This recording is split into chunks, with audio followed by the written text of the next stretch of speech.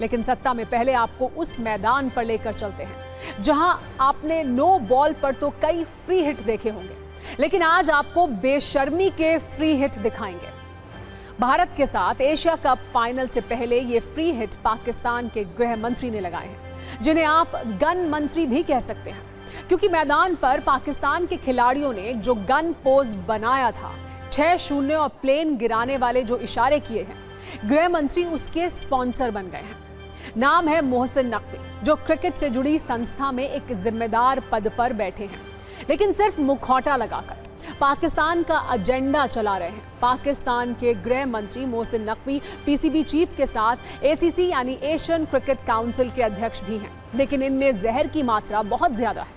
अब यही मोहसिन नकवी मैदान पर स्तरहीन हरकत करने वाले पाकिस्तान के गेंदबाज हारिस रऊफ के लिए खुलकर बैटिंग कर रहे हैं। ऑपरेशन सिंदूर का मजाक उड़ाने पर हारिस रऊफ के लिए फील्डिंग कर रहे हैं, और मोहसिन नकवी ने जो किया है उसका मैसेज क्लियर है। हारिस रऊफ ने जो आपत्तिजनक इशारे किए थे वो उसके सपोर्ट में है। भारत के खिलाफ मैच में पाकिस्तान के हारिस रऊफ ने जो बेशर्म हरकत की, पाकिस्तान के गृह मंत्री कैसे उसके प्रायोजक बन गए हैं, जरा आप वो समझिए।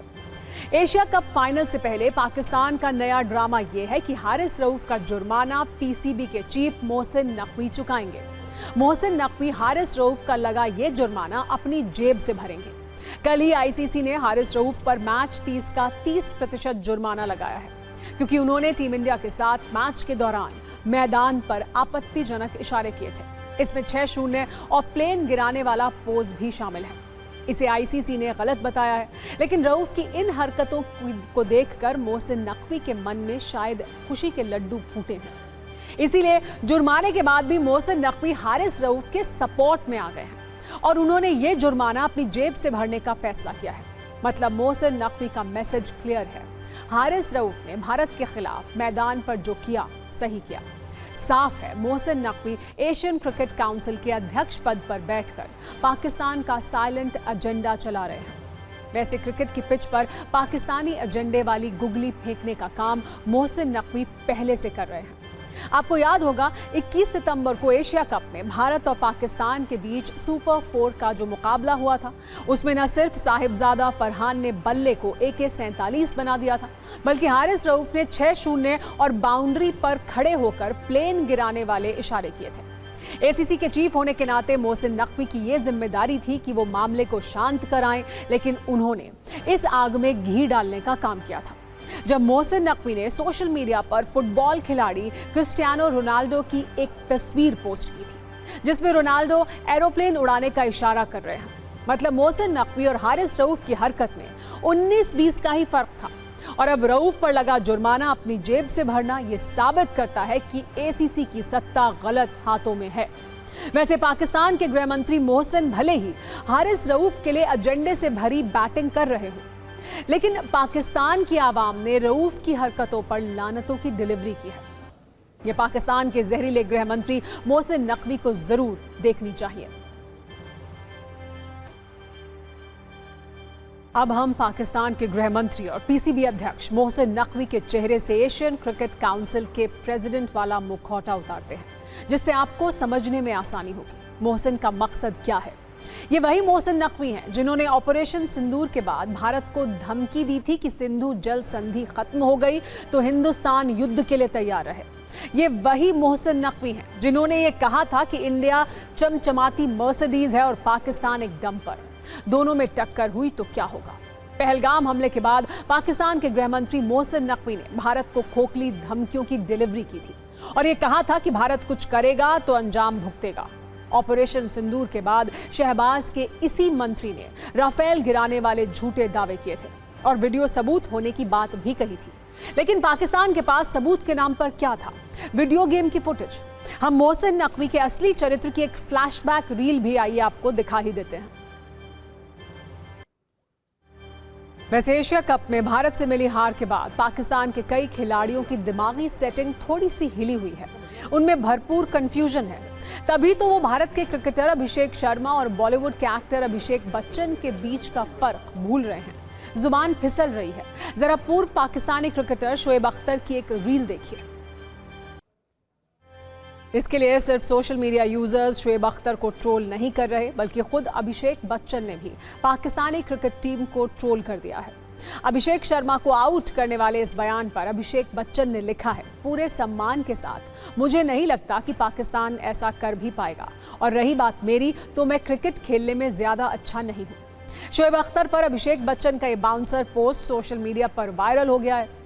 ये अब आगे बढ़ते हैं ऐसी तस्वीर के साथ जिसके हर फ्रेम में पाकिस्तान की सरकार, सेना और पुलिस के लिए चुनौती है। कैसे पाकिस्तान के अवैध कब्जे वाले कश्मीर में स्थिति आउट ऑफ कंट्रोल हो रही है, आप देखिए। कैसे शहबाज शरीफ की पुलिस आतंकियों की तरह लोगों की जान ले रही है, वो भी देखिए। क्यों शहबाज शरीफ की पुलिस को पीओके की जनता कातिल बता रही है। ये तस्वीर पीओके के कोटली से आई है, जहां 50,000 की संख्या में लोग प्रदर्शन कर रहे थे।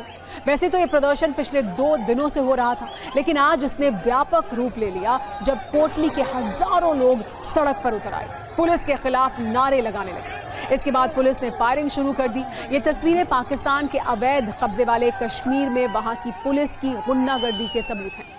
इस प्रदर्शन की इनसाइड स्टोरी यह है कि 2 हफ्ते पहले पीओके के कोटली में एक बच्ची का बेरहमी से कत्ल हो गया था। लोगों को दोषियों को पकड़ने की मांग थी, कातिल को सजा देने की मांग के साथ लोग सड़कों पर उतरे, लेकिन पुलिस ने कुछ नहीं किया, जिसके बाद लोगों का आक्रोश बढ़ गया। महिलाएं, बच्चे, बुजुर्ग पाकिस्तान की सत्ता के खिलाफ सड़क पर उतर आए। पुलिस ने पहले इन्हें रोकने की कोशिश की, उसके बाद प्रदर्शनकारियों पर पुलिस ने फायरिंग शुरू कर दी, लाठीचार्ज भी किया गया। आप इस कहानी से पीओके के हालात की जानकारी लगा सकते हैं। एक बच्ची का कत्ल हो जाता है, पुलिस कुछ नहीं कर पाती, दोषी का पता तक नहीं लगा पाती है। जब कानून व्यवस्था पर लोग प्रदर्शन करते हैं तो पुलिस प्रदर्शनकारियों पर गोलियां चलाती है। यही पाकिस्तान की हकीकत है।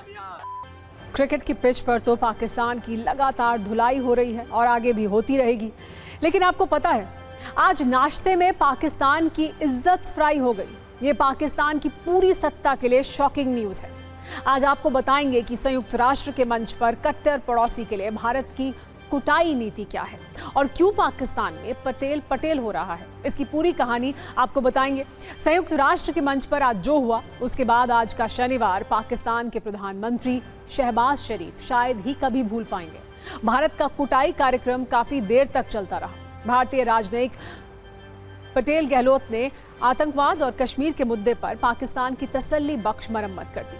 सत्ता में सभी न्यूज मित्रों को आज हम बताएंगे कि गिटार और सिंगिंग से प्यार करने वाली पटेल गहलोत ने दुष्प्रचार करने वाले पाकिस्तान का ऐसा हाल किया कि शहबाज शरीफ के सुर और ताल बिगड़ गए। शहबाज शरीफ की आतंक प्रेमी धुन की भी धुलाई हो गई। ये तस्वीर संयुक्त राष्ट्र महासभा में कट्टर पड़ोसी की कुटाई वाली है। भारत की राजनयिक पटेल गहलोत ने ऐसी डोज दी कि पाकिस्तान पानी पानी हो गया। पहले पाकिस्तान के पीएम के नफरती विचार और उस विचार पर भारत के पटेल प्रहार की मुख्य बातों को आइए आपको बताते हैं। उसके बाद पाकिस्तान के धुलाई कार्यक्रम का पूरा वीडियो आपको दिखाएंगे। दुनिया भर में घूम घूम कर हेट स्पीच देने वाले पाकिस्तान के पीएम ने संयुक्त राष्ट्र के मंच पर कहा था कि हेट स्पीच को बढ़ावा नहीं देना चाहिए। शहबाज ने ऑपरेशन सिंदूर में अपनी झूठी जीत का दावा भी किया था। इस पर भारत ने कहा कि जले एयरबेस जीत है, पाकिस्तान को जश्न मनाना चाहिए। सोचिए, शहबाज शरीफ ये ज्ञान दे रहे थे कि किसी भी धर्म के खिलाफ हिंसा नहीं होनी चाहिए। वहीं भारत ने पाकिस्तान की नीति को बेनकाब करते हुए कहा कि वो आतंकवाद का महिमा मंडन बंद करें।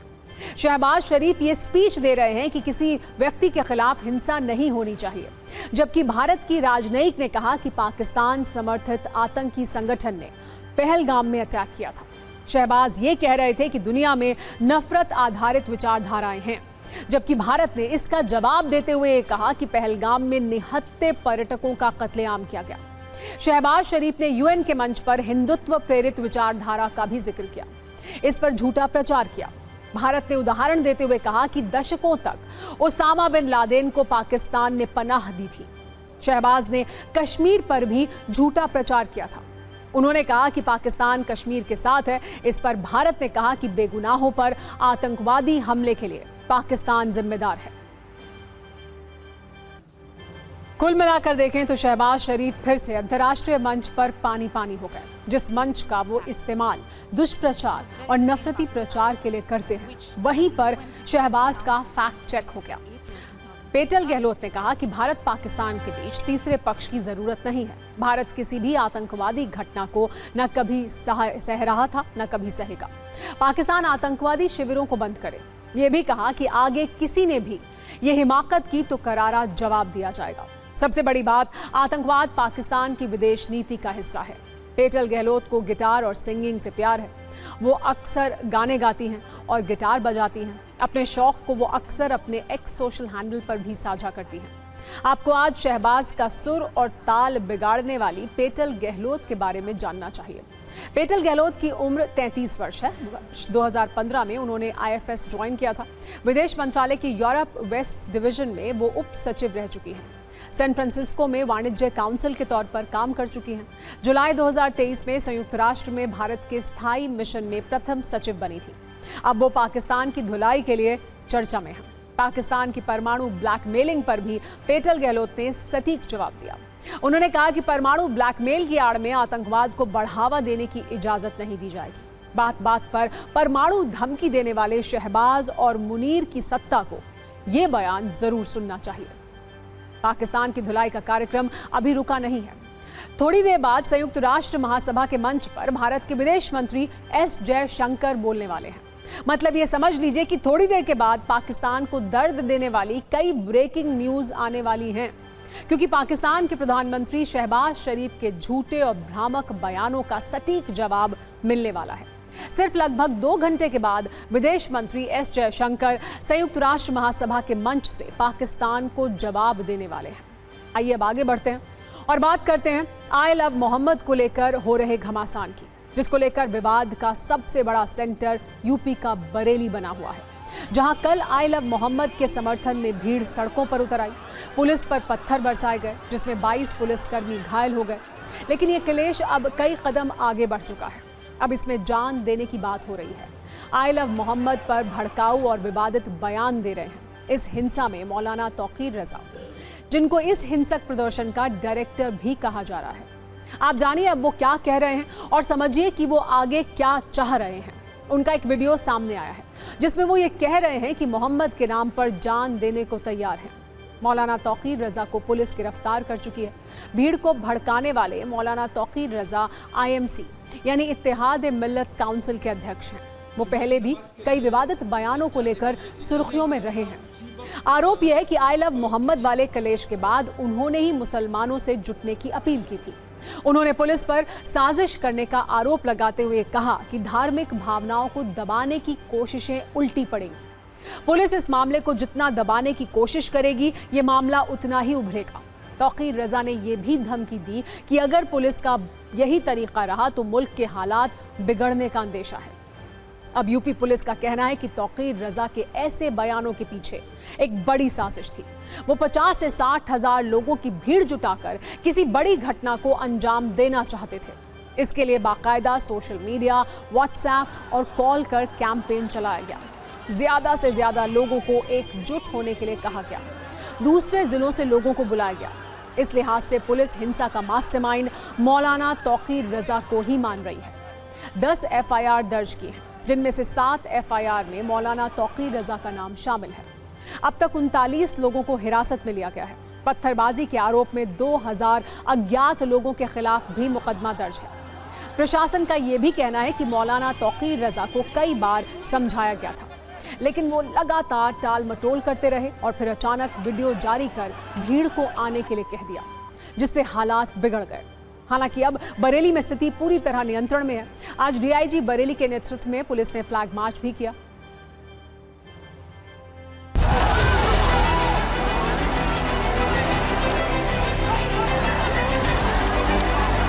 तो हम लोग बरेली के एक मार्केट में ही मौजूद है, जिसको इस्लामिया मार्केट कहा जाता है। और आप यहाँ पर देखिए कि तमाम दुकानें भी खुल रही हैं और लोग भी आपको यहाँ पर आते जाते दिखाई देंगे, यानी सब कुछ सामान्य यहाँ पर आपको लगेगा। ये आई लव मोहम्मद की होर्डिंग बिल्कुल लगी हुई है, इसको किसी ने छेड़ा भी नहीं है, हटाया भी नहीं है। ये आई लव मोहम्मद का होर्डिंग यहाँ सामने लगा हुआ है, 1 लगा हुआ है, 2 लगा हुआ है, जगह जगह छोटे छोटे पोस्टर।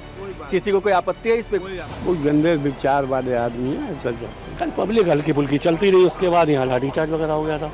भगदड़ मची थी, स्टार मार्केट बंद हो गया था। इस वक्त हम लोग दरगाह आला हजरत की गली में है, जहाँ पर जो मौलाना है उनका आवास भी है। और उसके साथ ही आप पुलिस डिप्लॉयमेंट देखिए कि यहाँ पर लगातार सुरक्षा कर्मियों की तैनाती जो है वो रखी गई है। और जैसे जैसे हम इस गली में आगे बढ़ते आते हैं आपको तस्वीरें दिखाते रहेंगे, और दोनों तरफ आप देखेंगे कि पुलिस बल की तैनाती आपको यहाँ पर लगातार दिखाई देगी, क्योंकि लोगों को या सुरक्षा कर्मियों को ये आशंका है कि यदि यहाँ पर सुरक्षा व्यवस्था में कोई ढील की गई तो फिर से मूवमेंट जिस तरीके की कल देखी गई वो यहाँ पर हो सकती है। जो बयान तौकीर रजा द्वारा पिछले फ्राइडे को दिया गया था, और उसके बाद बार बार प्रशासन के कहने के बाद भी अपनी बात से पलटने के बाद ये कल फिर जो स्टेटमेंट दिया गया था, उसके फलस्वरूप ही भीड़ आई थी वहाँ काफ़ी मात्रा में।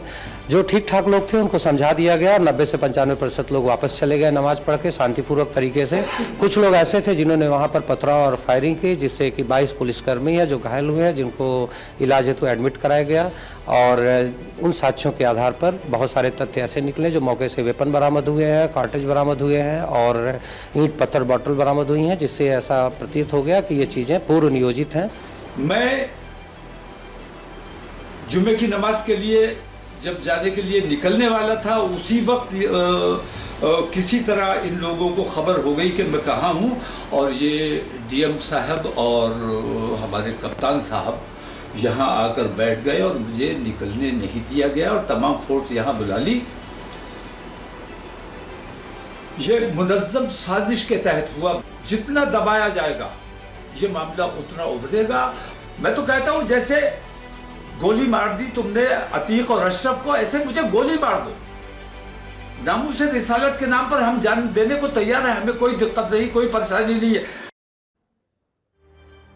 अपनी धार्मिक आस्था के प्रति प्रेम प्रकट करना गलत नहीं है, लेकिन उस प्रेम को शक्ति प्रदर्शन में बदल देना अटपटा जरूर है, खासकर तब जब इससे कानून व्यवस्था बिगड़ने लगे। यही वजह है कि अब तौकीर रजा पर एक्शन हो रहा है। हालांकि इस एक्शन पर राजनीतिक रिएक्शन भी आने लगे हैं। सत्ता पक्ष दंगाइयों का इलाज करने की बात कह रहा है तो विपक्ष इसे सरकारी गुंडागर्दी बता रहा है। आई लव मोहम्मद के बाद अब आई लव जिहाद वाले उस कलेश की बात भी कर लेते हैं, जिसका जिक्र इस वक्त नवरात्र के गरबा पंडालों में जोर शोर से किया जा रहा है। इस कलेश की नई लोकेशन है मध्य प्रदेश का छतरपुर, जहां गरबा पंडाल में गैर हिंदुओं की एंट्री बैन कर दी गई है। पंडाल में जाने वालों के हाथों पर कलावा जरूरी है, सिर पर तिलक जरूरी है और गंगा जल का आचमन कराया जा रहा है। हम आपको इसके कुछ दिलचस्प वीडियो भी आइए दिखाते हैं। सनातनी भाई हैं, उनके ही प्रवेश को यहाँ अनुमति प्रदान की है, और जो भी व्यक्ति यहाँ हमारे यहाँ प्रवेश कर रहा है उसके ऊपर गंगा जल का छिड़काव और उनका तिलक लगाकर, उनको कलावा बांधकर हम लोग इस कार्यक्रम परिसर में उनका स्वागत कर रहे हैं। आगे बढ़ते हैं और राजनीतिक सत्ता की बात करते हैं, जिसके केंद्र में फिलहाल बिहार है, क्योंकि विधानसभा चुनाव बहुत नजदीक हैं। इसलिए बिहार का सियासी तापमान थोड़ा बढ़ा हुआ है। आज सीमांचल में सियासी गर्मी बहुत ज्यादा रही, क्योंकि गृह मंत्री अमित शाह से लेकर तेजस्वी और ओवैसी तक सब सीमांचल में अपना सियासी स्कोर बढ़ाने के मकसद से वहां पहुंचे। गृह मंत्री अमित शाह ने अररिया में कार्यकर्ताओं को संबोधित किया तो कटिहार में एआईएमआईएम के अध्यक्ष असदुद्दीन ओवैसी का रोड शो हुआ। तेजस्वी यादव ने भी आज किशनगंज में रैली को संबोधित किया। अमित शाह 2 दिन के बिहार दौरे पर हैं, जहां पहले उन्होंने पटना में कार्यकर्ताओं को जीत का नया मंत्र ट्रिपल एम दिया है। ट्रिपल एम यानी महिला, मोदी और मंदिर। लेकिन अररिया में अमित शाह के निशाने पर आरजेडी रही। ये कहा कि लालू एंड कंपनी ने बिहार को लूटा है। इसके अलावा उन्होंने घुसपैठियों को बाहर निकालने का भी जिक्र किया, जिस पर ओवैसी की तरफ से जवाब दिया गया। जय श्री राम। ये चुनाव बिहार को प्रगति के रास्ते पर ले जाने का चुनाव, बिहार से घुसपैठिए को निकालने का चुनाव। ये चुनाव लालू राज फिर से ना आए, जंगल राज फिर से ना आए, इसके लिए का चुनाव है। और ये चुनाव देश को मजबूत करने का चुनाव है, मोदी जी को मजबूत करने का चुनाव। ये नकलची सरकार है। हम बोले पेंशन बढ़ाएंगे तो ये पेंशन बढ़ाता है। हम बोले बिजली फ्री में देंगे तो ये बिजली फ्री में क्या दे रहे, तो बिजली गुल कर दे रहा है। हम बोले डोमिसाइल लागू करेंगे तो बोलते हम भी डोमिसाइल लागू करेंगे। हम माई बहन मान योजना लाए तो ये अब महिला लोग को 10,000 रुपया दे रहे हैं। ये देंगे तो उधार देंगे, चुनाव के बाद नहीं देंगे वसूलेंगे। प्रधानमंत्री आए यहाँ पर घुसपैठी का जिक्र कर दिए, यहाँ पर ज्यादा आबादी बढ़ रही है। हम प्रधानमंत्री से एक रिक्वेस्ट करेंगे बड़े ही ह्यूमिलिटी के साथ कि जो आपकी मुंह बोली बहन बांग्लादेश से दिल्ली में आकर बैठी हुई है उसको सीमांचल लाइए। हम प्रधानमंत्री को बताते हैं कहाँ जाता रास्ता बांग्लादेश का, वहां जाकर छोड़ दीजिए। बिहार की राजनीति में सीमांचल का सियासी गणित ही सत्ता के जोड़ तक पहुंचाता है, इसीलिए नेताओं का सीमांचल पर खास जोर है। सीमांचल क्षेत्र में इस बार AIMIM और RJD के संभावित गठबंधन को लेकर राजनीतिक माहौल गर्म है। ये वही क्षेत्र है जहां मुसलमान मतदाता निर्णायक भूमिका में हैं। बिहार की कुल आबादी 13 करोड़ से अधिक है, इसमें मुसलमान लगभग 17.7% है। सीमांचल की सीटों पर वो 40 से 70% तक हैं। सीमांचल के कई जिलों में मुस्लिम मतदाता निर्णायक भूमिका में है। किशनगंज जिले में मुस्लिम आबादी 68% है, कटिहार में 44.5%, अररिया जिले में 43% और पूर्णिया में 39% मुस्लिम आबादी है। इन इलाकों में RJD को मजबूत माना जाता था, लेकिन 2020 में ओवैसी की एंट्री ने यहां RJD का सारा खेल खराब कर दिया। ओवैसी का पूरा ध्यान इस बात भी सीमांचल पर ही है। बिहार चुनाव के लिए बीजेपी के नए प्रभारी बने धर्मेंद्र प्रधान ने चुनाव की कमान संभाल ली है। उन्होंने आज पटना में डोर टू डोर चुनाव प्रचार किया, दुकानों पर पहुंचकर स्वदेशी सामान बेचने की अपील भी की। देखिए यहाँ पर धर्मेंद्र प्रधान आपको दिखेंगे और धर्मेंद्र प्रधान यहाँ एक दरवाजे पर देखिए, ये देखिए यहाँ पर, ये देखिए ये धर्मेंद्र प्रधान है और धर्मेंद्र प्रधान यहाँ देखिए किस तरह से यहाँ एक दरवाजे पर किस तरह से यहाँ पर पहुँच रहे हैं। धर्मेंद्र जी TV9 का एक सवाल आप बताओ सर। देखो स्वदेशी का आंदोलन में लोग जुड़ रहे हैं, ये एक दरवाजे घूम रहे हैं, एक दरवाजा जाया जाएगा, एक दरवाजे पर घूम रहे हैं। धर्मेंद्र जी भैया धर्मेंद्र जी दुकान के मालिक कौन है? ये आप पूरा स्वदेशी माल बेचोगे? हाँ बेचेंगे उत्साह के साथ।